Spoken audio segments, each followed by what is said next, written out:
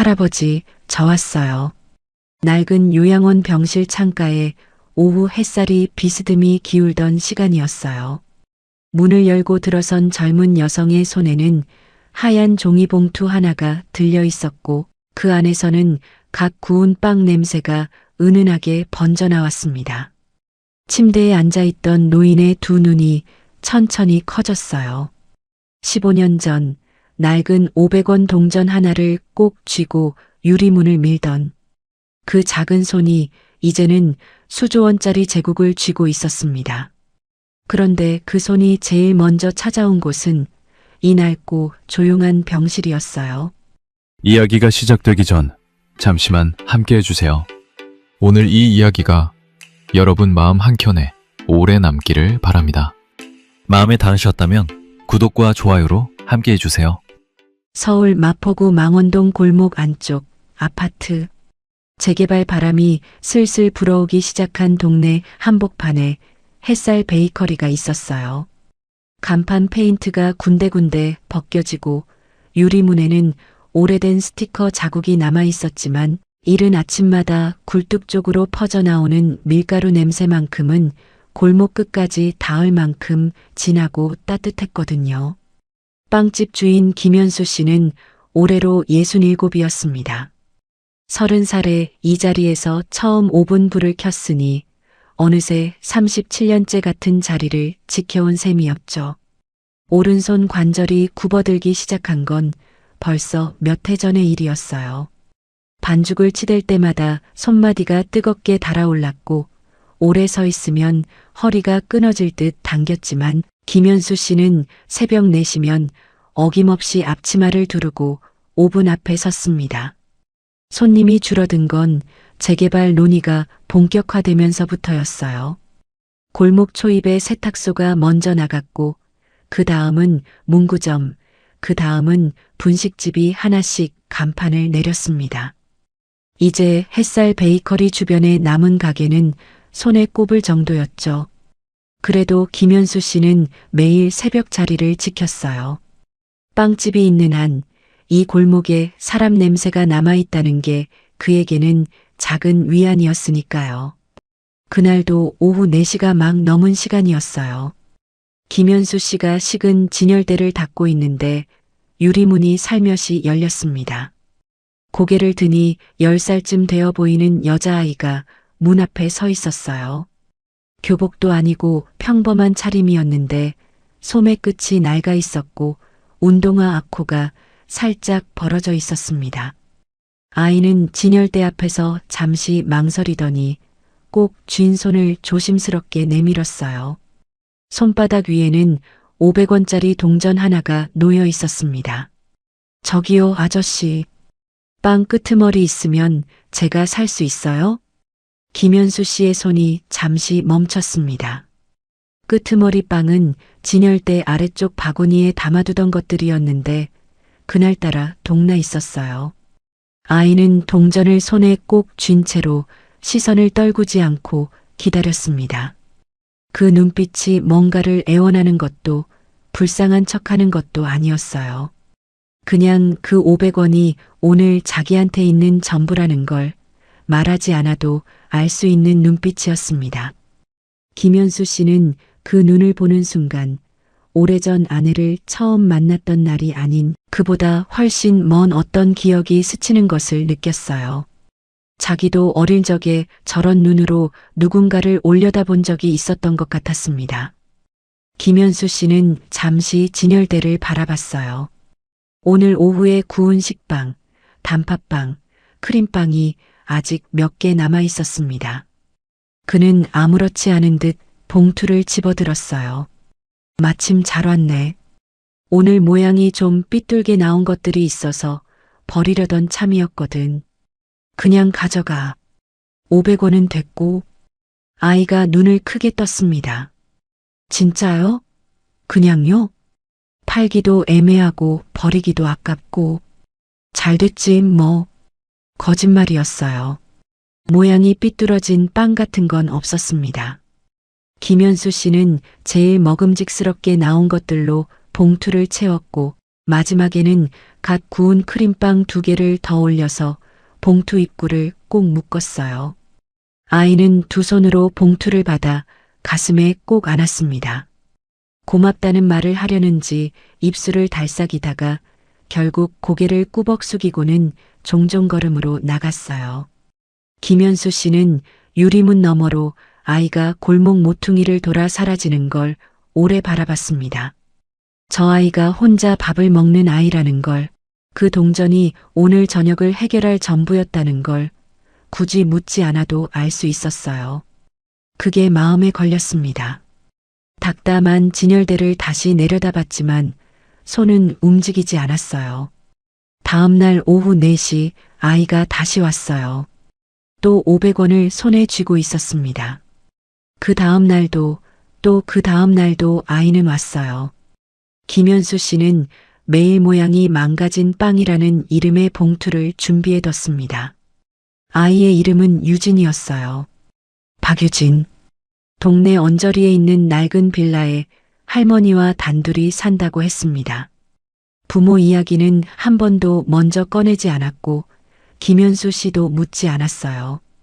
매일 오후 4시 빵집 앞에서 기다리다 들어오는 아이에게 그는 오늘도 봉투를 내밀 뿐이었습니다. 그걸로 충분했어요.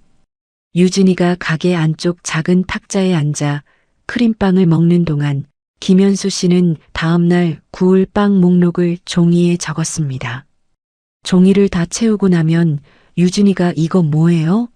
라고 물어보곤 했고, 그러면 김현수 씨가 내일 만들 빵 목록이야 라고 했어요. 아이는 그 종이를 진지하게 들여다보다가 할아버지 글씨 멋있다고 했습니다. 그 말에 김현수 씨가 웃었어요. 오랜만에 나온 웃음이었죠.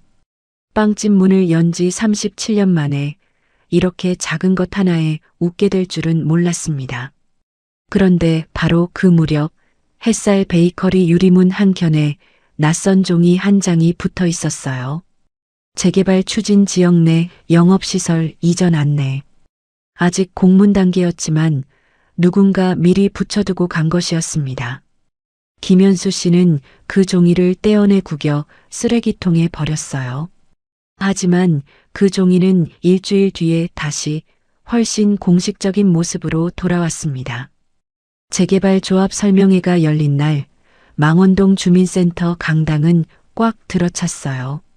김현수 씨도 오랜만에 앞치마를 벗고 자리에 앉았습니다. 주변에는 낯익은 얼굴들이 가득했어요. 오래된 세입자들, 빌라 주민들, 골목 상인들. 저마다 걱정스러운 얼굴로 단상을 바라보고 있었습니다. 단상 위에는 양복 차림의 남자 3명이 자리를 잡고 있었는데 가운데 앉은 남자가 유독 눈에 띄었어요. 짙은 감색 정장에 흰 손수건을 가슴 주머니에 꽂은 그는 어딘가 이 동네와 어울리지 않는 분위기를 풍겼습니다. 이름은 오민혁. 황성건설 개발기획팀장이라고 했어요. 나이는 40 중반쯤 되어 보였는데 자료를 펼치는 손동작이나 마이크를 잡는 자세가 이런 자리를 수십 번은 해봤을 사람의 것이었습니다. 여러분, 걱정 안 하셔도 돼요. 이번 재개발은 100% 주민동의 방식으로 진행되고요. 상가 세입자분들은 이전 보상비 지급에 신규 상가 우선 입주권까지 드립니다. 말은 매끄러웠어요. 강당 안 여기저기서 작은 웅성임이 일었다가 가라앉았습니다. 설명회가 끝나고 이어진 개별 면담 자리에서 오민혁은 전혀 다른 얼굴을 꺼내들었어요. 김현수 씨 차례가 됐을 때 그는 서류를 펼치며 낮고 평탄한 목소리로 말했습니다. 김현수 씨 37년 된 임차인이시죠? 솔직히 말씀드리면 현행법상 이 경우 보호기간 산정이 좀 복잡해서요. 지금 나가셔야 이전 보상비 최대 금액 받으세요. 버티시면 감정평가에서 불리하게 나올 수 있거든요. 버티다니요. 저는 아직 계약 기간이 남았는데요. 남은 거 맞는데요. 오민혁은 서류를 가볍게 다듬며 슬쩍 웃었습니다.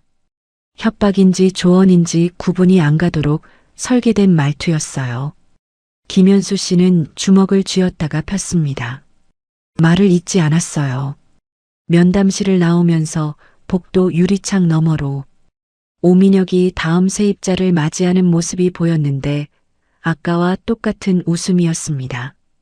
저 웃음이 오늘 이 강당에서 몇 번이나 나왔을지 김현수 씨는 생각하고 싶지 않았어요.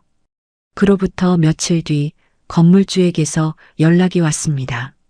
30년 넘게 갱신 없이 서로 믿고 지내온 사이였는데 건물주 곽 어르신이 떨리는 목소리로 전화를 해왔어요.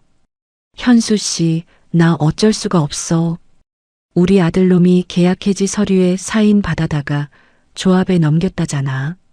나도 몰랐어. 진짜야. 미안해요. 어르신, 그게 무슨 말씀이세요? 계약 기간이 아직 남았잖습니까? 나도 알아. 근데 이미 서류가 넘어간 거야. 재민이 그놈이. 전화가 끊겼어요. 김현수 씨는 수화기를 내려놓은 뒤 한동안 오븐 앞에 서 있었습니다. 37년을 함께한 자리였어요. 아내가 살아있을 때 함께 반죽을 치댔던 작업대, 아들이 어릴 때 카운터 뒤에 숨어 놀던 그 공간. 그런데 건물주 아들 곽재민이 조합 측과 짜고 계약 해지 서류를 먼저 처리해버린 것이었습니다. 나중에 알고 보니 오민혁이 곽재민에게 빨리 해지하면 추가 인센티브를 주겠다고 접근했던 거였어요. 유진이는 그 무렵에도 여전히 매일 오후 4시에 왔습니다. 아이는 이미 김현수 씨를 할아버지라고 부르고 있었어요. 언제부턴가 그렇게 됐는데 둘 다 언제 그 호칭이 바뀌었는지 기억하지 못했습니다. 그냥 어느 날부터 그렇게 됐어요. 김현수 씨는 그게 싫지 않았습니다. 아들 재원이는 결혼 후 대구로 내려간 뒤 명절에나 얼굴을 비출 뿐이었고 빵집은 점점 더 혼자가 되어가고 있었으니까요.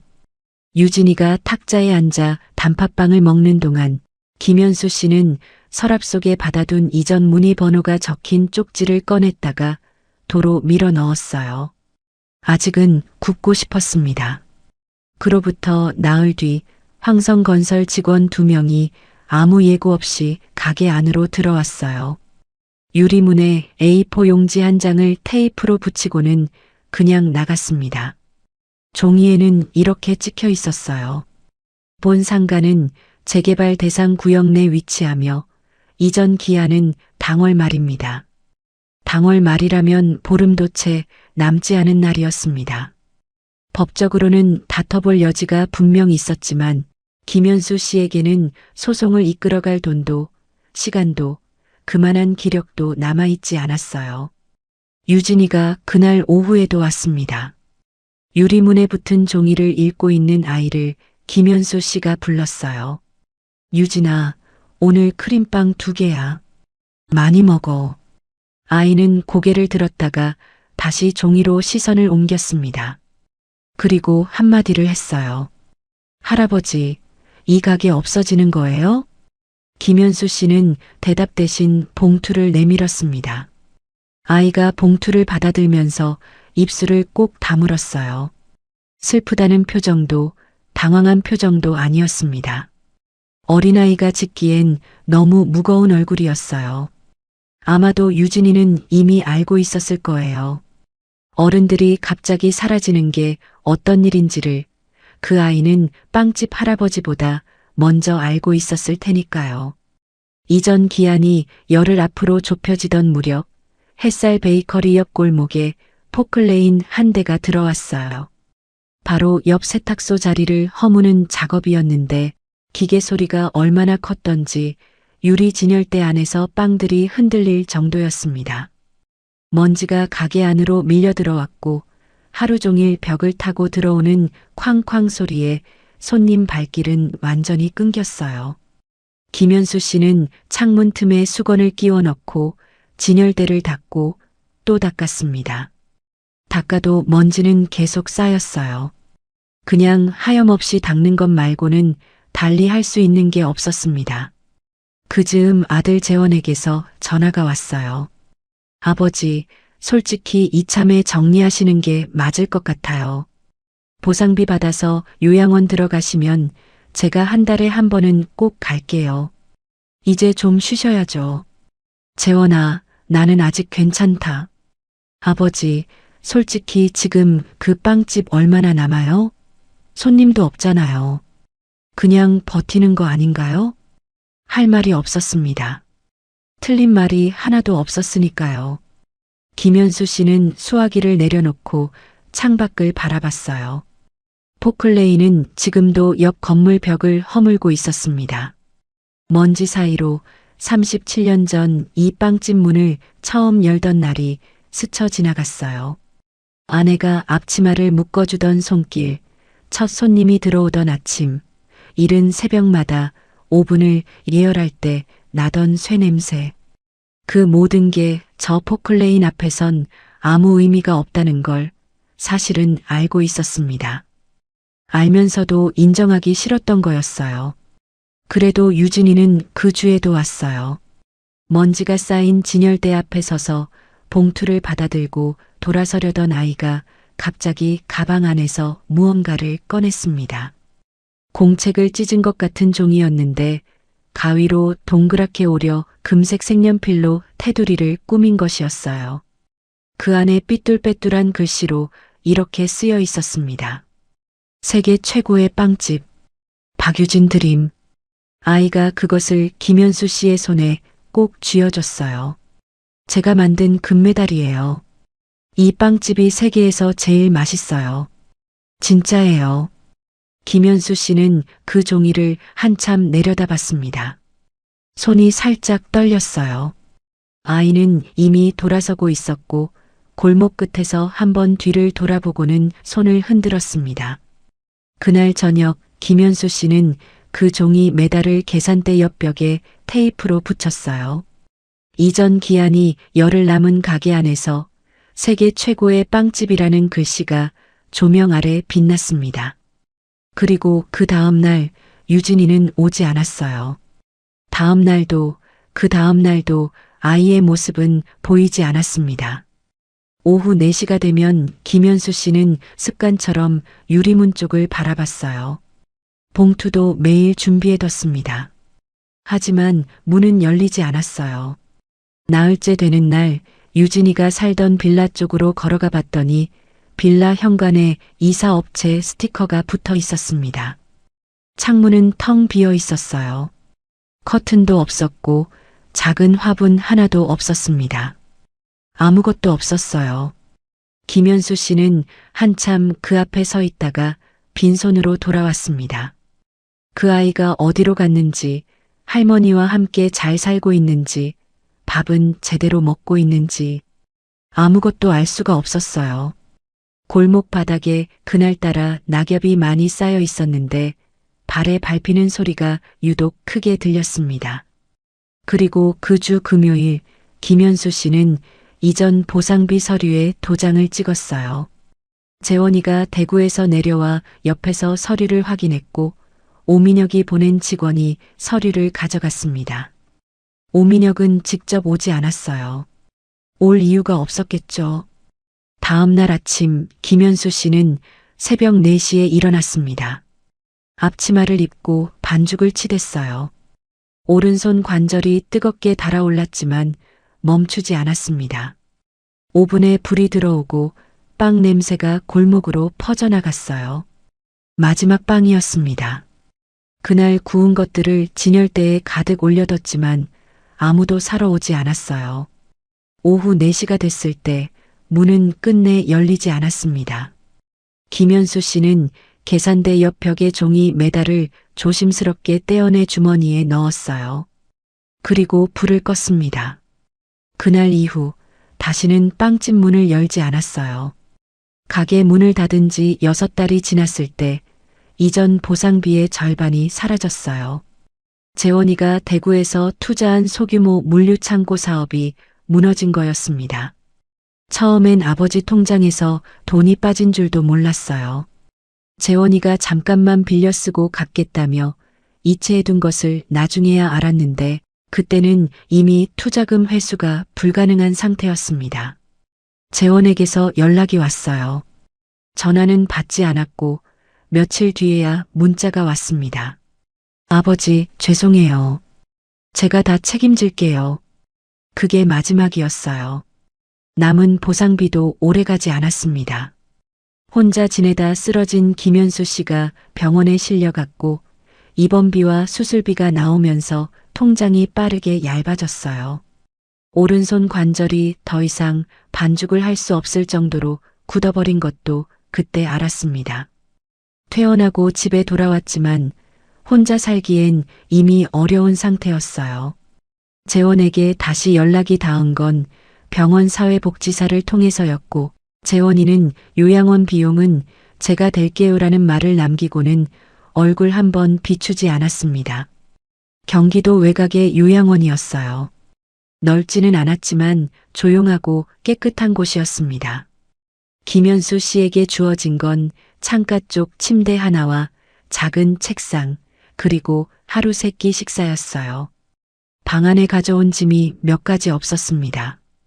옷가지 몇 벌, 낡은 주소록, 그리고 주머니 속에서 꺼낸 종이 메달이었어요. 세계 최고의 빵집, 박유진 드림. 글씨가 흐릿하게 번져 있었지만 읽을 수 있었습니다. 그는 그것을 책상 서랍 안에 넣었어요. 꺼내보지 않았습니다. 꺼내면 생각이 많아지기 때문이었어요.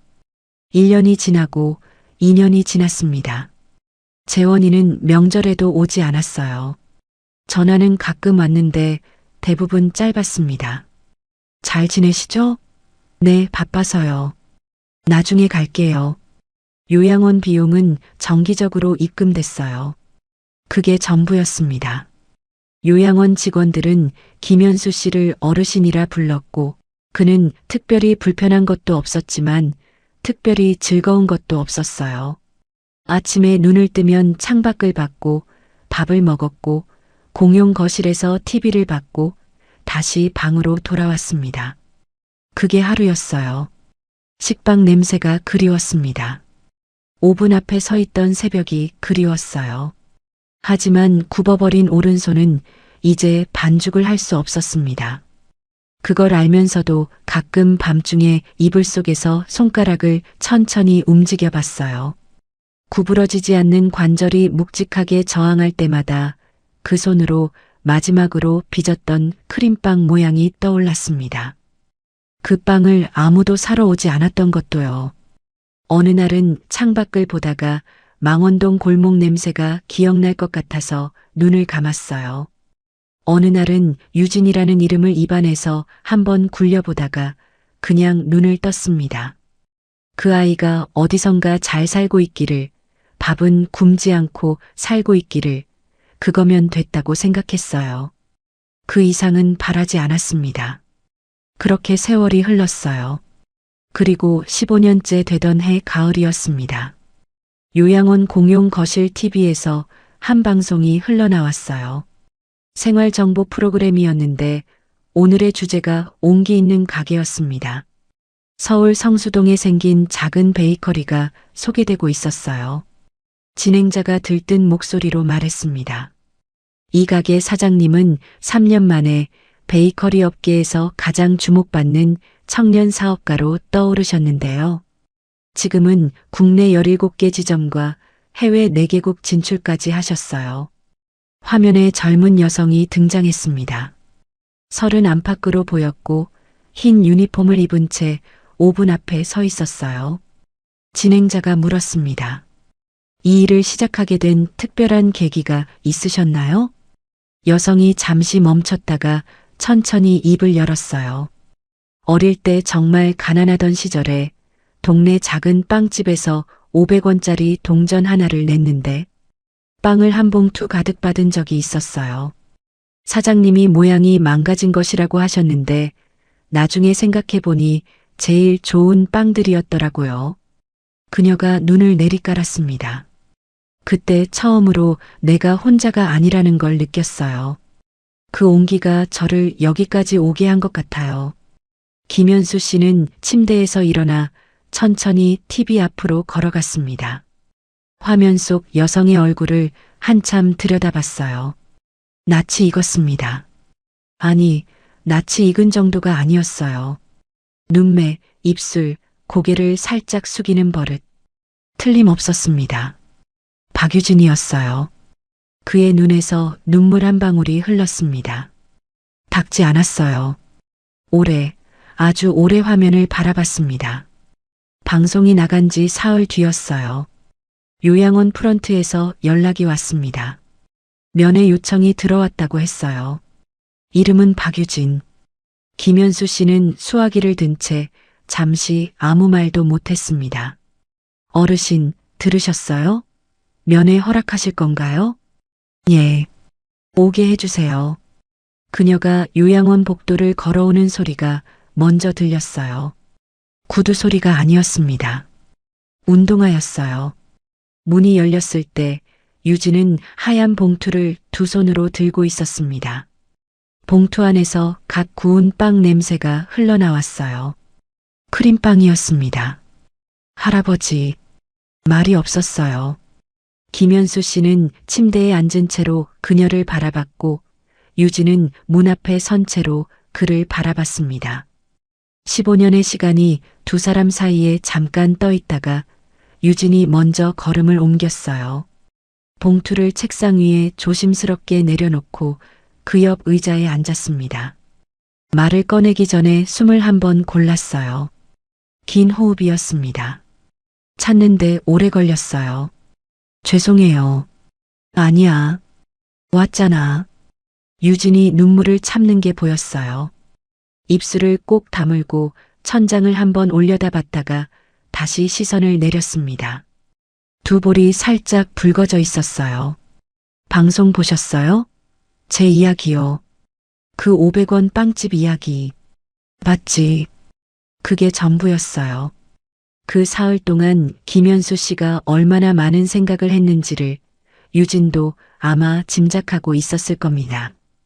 봉투 안을 열어보니 크림빵 2개가 들어 있었어요. 김현수 씨가 매일 봉투에 넣어줬던 그 크림빵과 같은 모양이었습니다. 제가 직접 구운 거예요. 할아버지 빵이랑 맛이 같은지는 모르겠지만요. 첫 한 입을 베어 문 김현수 씨의 손이 멈췄어요. 달랐습니다. 하지만 비슷했어요. 반죽의 질감이, 크림의 달기가. 이 아이가 기억하고 있었구나. 그 빵 맛을 15년 동안 기억하고 있었구나. 그는 아무 말도 하지 않고 두 번째 입을 베어 물었습니다. 유진이 그날 이야기를 꺼냈어요. 이사를 가던 날 빌라 복도에서 할머니가 갑자기 쓰러졌고 구급차가 오고 정신없이 짐을 싸서 친척 집으로 옮겨졌다고 했습니다. 빵집에 인사를 하러 가고 싶었는데 시간이 없었다고, 그래서 전날 미리 금메달을 만들어 드렸다고 했어요. 그 뒤로 친척집을 전전하면서 학교도 몇 번 옮겼고 할머니마저 중학교 입학 전에 돌아가셨다고 했습니다. 목소리가 흔들리지 않았어요. 이미 오래전에 다 삭힌 이야기라는 걸 그 목소리가 말해주고 있었습니다. 그때 할아버지 빵집이 없었으면 저 버텼을지 모르겠어요. 진짜로요. 할아버지, 그 메달 아직 있어요? 김현수 씨가 천천히 서랍을 열었습니다. 오래되어 종이가 누렇게 변했지만 글씨는 아직 읽을 수 있었어요. 유진이 그걸 보자 손으로 입을 막았습니다. 눈물이 먼저 났어요. 참으려 했지만 참아지지 않았습니다. 두 사람은 한동안 말이 없었어요. 창밖으로 가을바람 소리가 들렸습니다. 그러다 유진이 천천히 숨을 고르고 입을 열었어요. 표정이 달라져 있었습니다.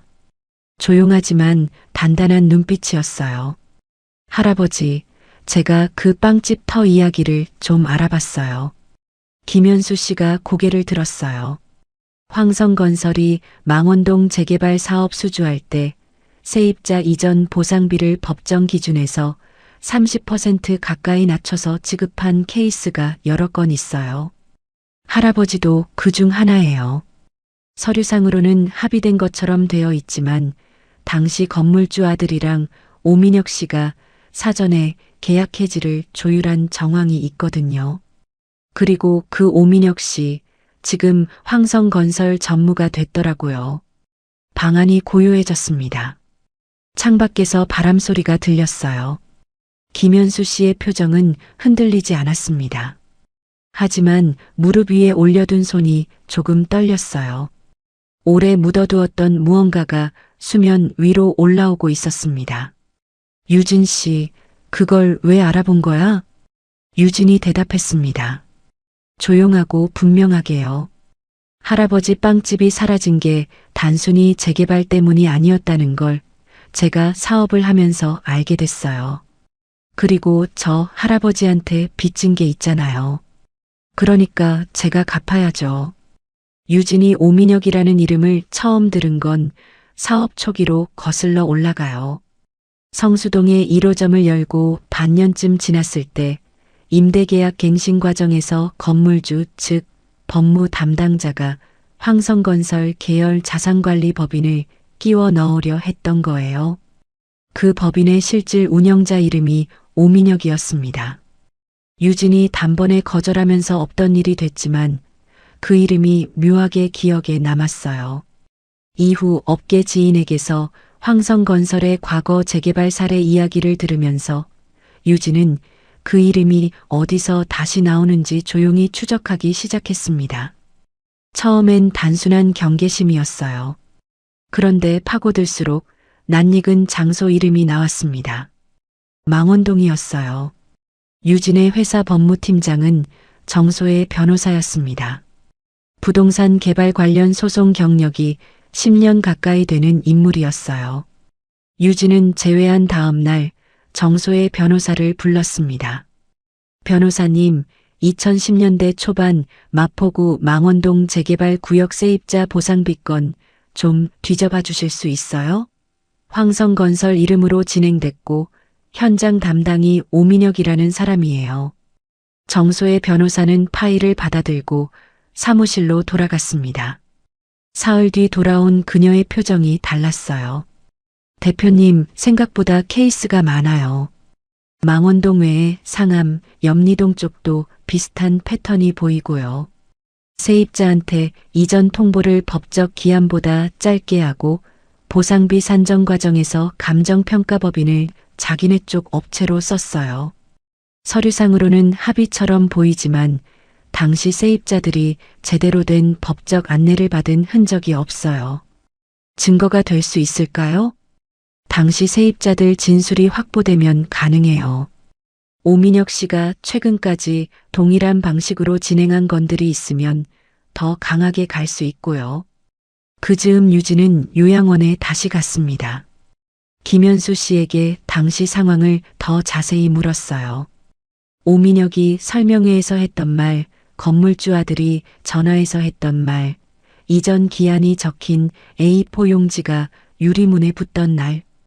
김현수 씨는 처음에 망설였습니다. 다 끝난 일 아니냐고, 오래된 이야기를 다시 끌어내는 게 무슨 소용이냐고 했어요. 그 말 뒤에는 오래 묻어두었던 것들을 다시 꺼내면 상처가 더 커질까봐 두렵다는 마음이 있었습니다. 할아버지, 같은 방식으로 당한 세입자가 지금 확인된 것만 13명이에요. 그 말에 김현수 씨가 멈췄습니다. 잠시 후 그는 기억나는 것들을 하나씩 꺼내놓기 시작했어요. 한편 정소의 변호사는 황성건설의 현재 사업 구조를 파고들고 있었습니다.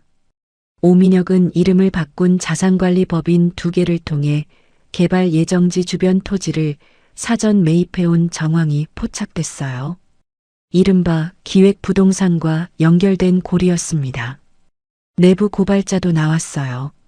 황성건설에서 5년간 근무하다 퇴직한 전직 직원 임창석이었습니다.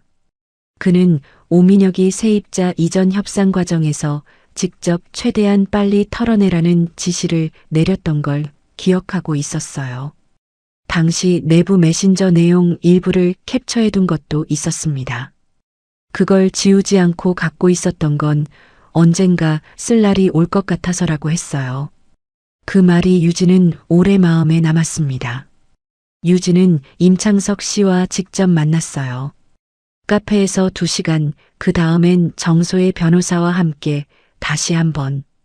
임창석 씨는 조심스러워했지만 유진의 말 한마디에 마음을 굳혔어요. 제가 피해자 중 한 명이에요. 당시에 저는 그 빵집에서 빵을 받아먹고 있던 아이였고 그 빵집 할아버지는 지금 요양원에 혼자 계세요. 임창석 씨가 서류를 꺼냈습니다. 유진은 여기서 멈추지 않았어요. 언론에 넘기기 전에 황성건설 측에 사전 통보를 하기로 했습니다. 정소의 변호사가 반대했어요. 대표님, 알리면 증거인멸 시작합니다. 유진이 고개를 저었어요. 우리가 가진 것들 이미 공증 끝났어요. 알리는 건 다른 이유예요. 오민혁 씨가 어떤 선택을 하는지 보고 싶어서요. 이미 판을 다 깔아놓고 상대가 어디로 도망치는지 보겠다는 뜻이었습니다. 정소의 변호사는 한참 유진을 바라보다가 말했어요. 대표님, 무서운 분이시네요. 유진이 처음으로 웃었습니다. 조용하고 서늘한 웃음이었어요. 황성건설 법무팀에서 연락이 온 건 내용 증명이 발송된 지 72시간 만이었어요. 예상보다 빠른 반응이었습니다. 전화를 받은 정소의 변호사는 상대방 목소리를 듣자마자 얼굴이 굳었어요. 오민혁 본인이었습니다. 박유진 대표님한테 직접 연결 부탁드립니다. 정소의 변호사가 유진에게 전화를 넘겼어요. 유진은 받고 먼저 말하지 않았습니다. 오민혁이 먼저 입을 열었어요. 박 대표님, 솔직하게 이야기합시다. 지금 이게 어디로 가려는 건지는 알겠는데 저도 입장이 있어서요. 합의 방향으로 가면 어떻겠습니까? 당사자 보상 문제는 우리가 성의를 보이겠습니다. 어떤 당사자요? 피해를 주장하시는 세입자분들이요. 피해를 주장하는 이요. 유진의 목소리가 한 톤 낮아졌습니다. 전무님, 저도 그 세입자 중 하나예요. 직접이 아니라 간접 피해지만요. 그 빵집 할아버지가 빵 봉투 하나 가득 채워서 저한테 주지 않으셨으면 저도 여기 없었을 거예요. 그러니까 저는 합의 생각이 없어요. 전화가 끊겼습니다. 그 뒤 황성건설 쪽에서는 빠르게 움직이기 시작했어요. 내부 회의가 소집됐고 오민혁은 외부 압력에 굴복할 이유가 없다고 했지만 법무팀 검토 결과는 달랐습니다. 임창석이 보관하고 있던 내부 메신저 캡처본이 특히 문제였어요. 거기에는 오민혁이 직접 보낸 메시지가 있었는데 이번 구역 남은 세입자들 다음 달까지 정리 마무리, 감정가 조정 부탁드린다고 전해줘라는 내용이었습니다. 법무팀장이 보고했어요. 노출됐을 경우 민형사 동시 리스크라고요. 오민혁은 회의실에서 말이 없어졌습니다. 처음으로 말이 없어진 거였어요. 그 매끄럽던 말투가 그 설명회장에서 수십 명의 세입자들 앞에서 한 번도 흔들리지 않던 목소리가 회의실 안에서 제 갈 곳을 잃었습니다. 그때 황성건설 내부에서 또 다른 움직임이 시작됐어요. 오민혁을 오래 눈여겨봐온 부회장 황철수가 직접 보고를 받은 거였습니다. 황철수는 오민혁의 직속 상관이면서 동시에 오민혁이 수년간 충성을 바쳐온 인물이었어요. 그런데 황철수는 보고를 받은 날 저녁 조용히 법무팀장을 따로 불렀습니다. 이번 건이 커지면 자신에게도 불똥이 튈 수 있다는 걸 계산한 거였어요. 황철수는 오민혁을 보호하는 것보다 손절하는 쪽이 낫다고 결론을 냈습니다. 15년간 쌓아온 충성이 불리한 계산 앞에서 아무런 무게도 갖지 못하는 순간이었어요. 이틀 뒤 황성건설은 이사회를 소집했어요. 오민혁은 개인 사유로 인한 사임 처리가 됐습니다. 공식 입장은 없었어요. 그러나 그날 오후 익명 제보 형식으로 경제 전문 매체에 황성건설 재개발 세입자 보상 조작 의혹 기사가 나갔습니다. 정소의 변호사가 미리 준비해둔 것이었어요. 기사는 빠르게 퍼졌습니다. 망원동, 상암, 염리동 당시 세입자들이 온라인에서 댓글을 달기 시작했어요. 나도 당했다는 글들이 쌓였습니다. 경찰 수사기관에서 황성건설에 대한 내사 착수 여부를 검토한다는 브리핑도 나왔어요. 오민혁의 이름은 그날 저녁 포털 실시간 검색어에 올라왔습니다. 황성건설 주가는 장마감 후 시간 외 거래에서 급락했어요. 유진은 그 모든 것을 사무실에서 모니터로 보고 있었습니다. 특별한 반응을 보이지 않았어요. 정소의 변호사가 옆에서 말했습니다. 이제 오민혁 씨 끝났네요. 유진은 잠시 화면을 바라보다 자리에서 일어났어요. 저 요양원 다녀올게요. 요양원에 도착했을 때 김현수 씨는 창가에 앉아 있었습니다. TV는 꺼져 있었어요. 유진이 들어서자 고개를 들었습니다. 기사 나온 거 봤어. 할아버지. 나는 복수가 목적이 아니었으면 해, 유진 씨. 유진이 그 앞에 앉았어요. 고개를 끄덕였습니다. 저도요. 저는 그냥 할아버지가 잃은 것들이 이유 없이 사라진 게 아니었으면 했어요. 누군가는 알아야 했어요. 김현수 씨가 오래 그녀를 바라봤어요. 그리고 처음으로 웃었습니다. 주름이 깊게 파인 얼굴 위로 따뜻한 빛이 번졌어요. 오민혁에 대한 수사는 빠르게 진행됐어요. 황성건설에서 사임하던 날 자산관리법인 두 곳의 계좌가 동결됐고 정소의 변호사가 제출한 피해 세입자 진술서와 내부 메신저 캡처본은 수사 초기부터 핵심 증거로 채택됐습니다. 1심 재판이 열리기도 전에 황성건설은 피해 세입자 13명에 대한 추가 보상 합의안을 자진 제출했어요. 소송을 최소화하려는 계산이었지만 여론은 이미 돌아선 뒤였습니다. 오민혁은 재판에서 세입자들의 자발적 동의에 의한 합의였다고 주장했어요. 하지만 당시 건물주 아들 곽재민의 증언이 결정타가 됐습니다. 사임 이후 법적 보호가 필요해진 곽재민이 수사 과정에서 오민혁 쪽에서 먼저 인센티브를 제안했다고 진술했고 그 진술은 내부 메신저 내용과 정확히 맞아떨어졌어요. 오민혁은 결국 징역형의 집행유예와 벌금형을 선고받았습니다. 재판 직후 그가 법원 계단을 내려가는 모습이 카메라에 담겼는데 15년 전 설명회장에서 보여줬던 그 매끄러운 얼굴은 어디에도 없었어요. 김현수 씨에게 돌아온 추가 보상금은 요양원 비용 2년치를 채우고도 남을 금액이었습니다. 하지만 그것보다 더 크게 달라진 것이 있었어요.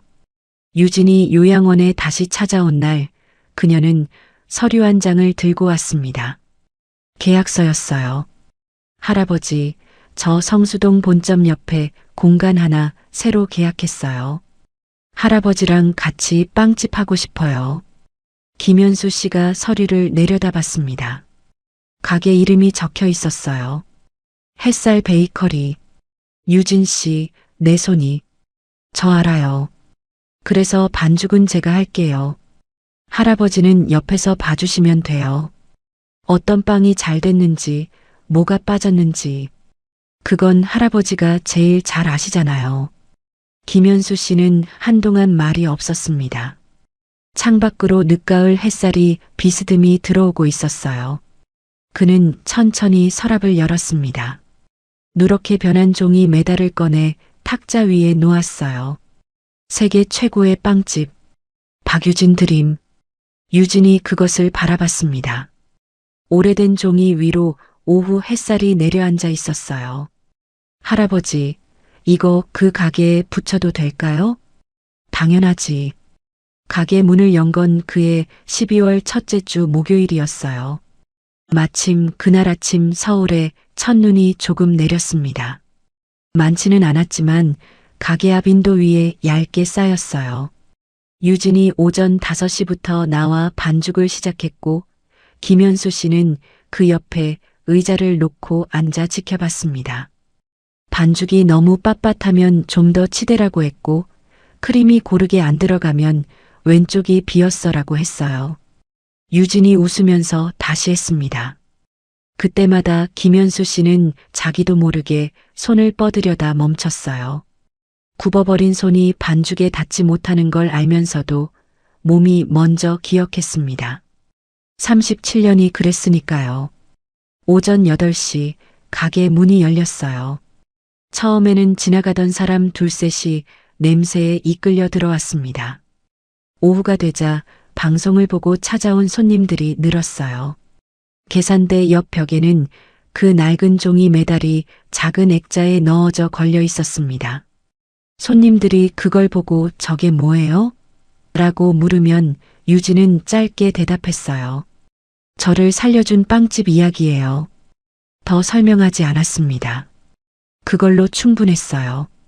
재원에게서 연락이 온 건 개업 소식이 온라인에 퍼진 다음 날이었습니다.